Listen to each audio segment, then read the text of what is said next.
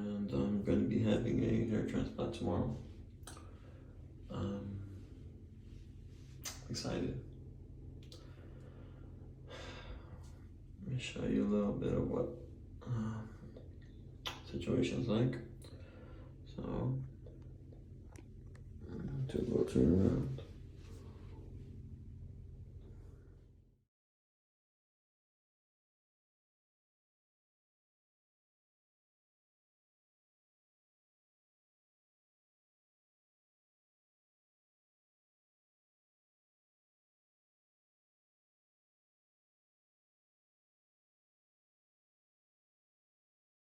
All right, good morning, everyone. It's 2:30 in the morning right now over here in Istanbul, Turkey. And I got the procedure yesterday. I'm going to go in depth about the procedure, but before I do that, I just want to show you kind of how it looks.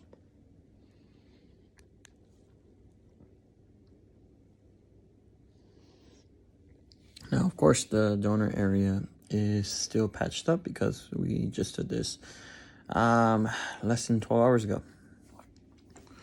I got my operation done with Dr. Bicer, and I'm excited. I think the results are going to be amazing. So yeah, some black there. And we're going to do a checkup in the morning today with her. In about 7 hours. I can't sleep for some reason. It's not pain. I don't feel much pain there. Yeah, guys, I'll keep you guys updated. So first, I want to talk a little bit about the procedure. Pain-wise, okay. So the most painful part is gonna be when they're putting the holes for the anesthesia. The first 40 or so holes were not that painful, bearable, right? But anything after the 40 holes, it felt, you can feel it, like it was pain. On the pain scale, from 1 to 10, it was about a 6 or a 7. Now, mind you, I said 40, the first 40 were not painful, but there were still 160 more holes that had to be done in the back. So, oh yeah, you definitely felt that. Got through that part. It's about 4 or 5 minutes of them punching holes. After that part, start putting the anesthesia. Now, the needle going in the back of your head does not hurt. It's the medicine that makes it burn. So now, anesthesia is being put in all those holes. And that part was also pretty painful. You know, usually I can take pain, but I was on the verge of a tear right there. I am not going to lie to you guys. That has to be the most painful part. Okay, so after that, I'm laying down. I fell asleep for a bit. I was going in and out of conscious. Not because of pain, just falling asleep, you know? And it was funny. I was sleep talking apparently.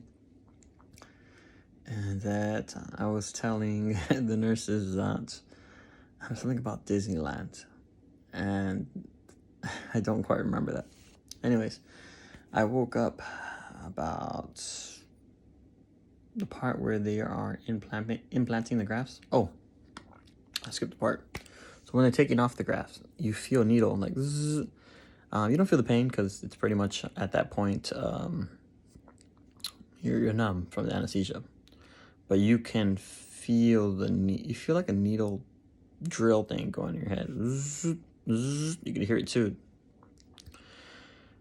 And yeah, once that happens, yeah, basically taking the grafts out. Anyways, so the next part I remember is when they're putting in the grafts.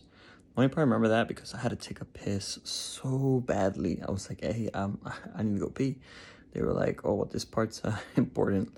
About 10 more minutes because I think the grafts have a certain amount of time they can be outside before, you know, they start to die or whatever. So I was like, okay, I'll hold it. Man, those are the longest 10 minutes of my life. I counted. I counted from 1 to, I believe I counted from 1 to 1,000. Finally, I'm going to go take my, you know, take a piss, and then got out. They gave me an apple juice. I'm gonna go talk to Dr. Bicer. Took some more photos, and she said, like, this is gonna look amazing. I mean, I will show you some pre-op photos, so don't worry. You know, I was kind of nervous about sharing this, but I feel like this could be a second chance for other people as well. Now, I'm not going to put my name out there, but if you see this and you know me, feel free to reach out. I'll gladly answer any questions. And yeah, I'll keep you updated throughout the process. So this is technically day 2. Day 2 looking like this. And what else could I add? Yeah, Dr. Bicer, amazing individual. She answered all my questions. Ozen, great to work with. Throughout the whole time, Ozen has been contacting with me whenever I needed to. She went very thorough with the medication that's going to be needed. And yeah, I recommend 100%. Book the hotel with them and get the shuttle service from them. It's £100, but it's worth it. One way, it's £100 one way. Actually, both ways. They pay for you coming here, and they also drop you off back at the airport. Okay, so £100.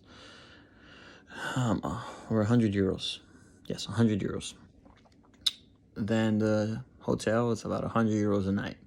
110 if you get one on top of their building, which I would recommend that because it makes it so much easier. Now the food here at the Sheraton, breakfast wise, it's not my favorite. The croissant's really good. The eggs were very watery. I like my eggs scrambled, and I guess it's different. That's what I could say. Shoot. There's like so much information I want to just spread out, but it's coming at me at different thought intervals. The flight. Okay, actually, might as well just knock out the whole thing. So the flight from LAX to Doha was about 16 some change hours.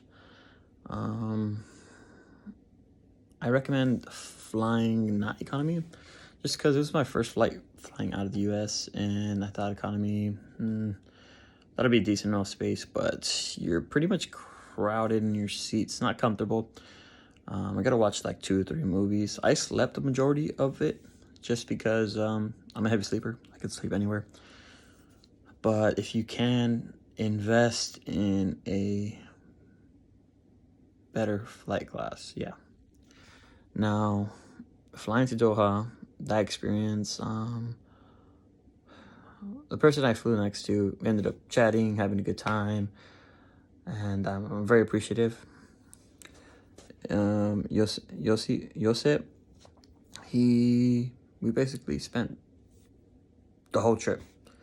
When we were at Doha, I had a 12-hour layover. He had an 8-hour layover, and we were just walking around, talking, teaching me stuff about like the royals, the people that were wearing all white, and yeah, great times. Finally, he took off at the end. He took off his flight. I went, and then I still had about a couple more hours.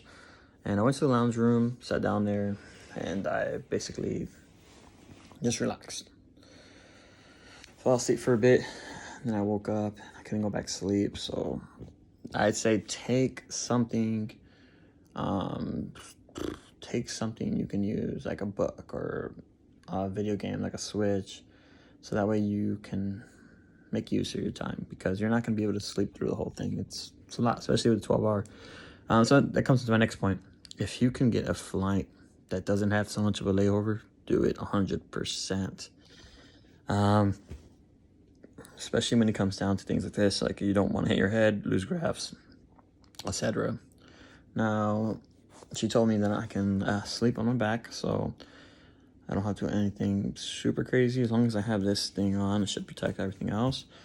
My flight back, I'm going to have about an 8-hour layover, which is not as bad as my 12-hour layover, but we'll see where it goes. And I'll keep you guys updated. I'll keep putting in more videos. I know this one's pretty long, but I felt like I wanted to just share. Oh, the amount of grafts I did. So we went there with originally the thought of doing 3,100 grafts, but we ended up doing 3,340. And she said my donor area is great. I have very thick hair, so that's going to, fingers crossed, but that's gonna make my end result look amazing. Mind you, I didn't start losing my hair until 25 and a half. I went through a bad breakup, and it put me in a very dark spot, and I stressed out a lot over things. That's a story for a different time.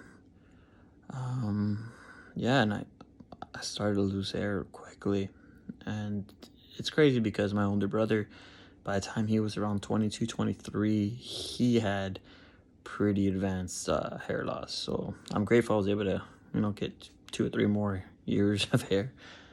But yeah, so I'm gonna conclude the video right here. It's already gonna be about 10 minutes long. If you guys have any questions, feel free to ask. Once again, I'm not gonna be putting my personal details out there because I feel like, I don't know, I guess I'm not ready to put this completely out there. Alright guys, it was a pleasure talking to you guys. You can call me JB. Take care.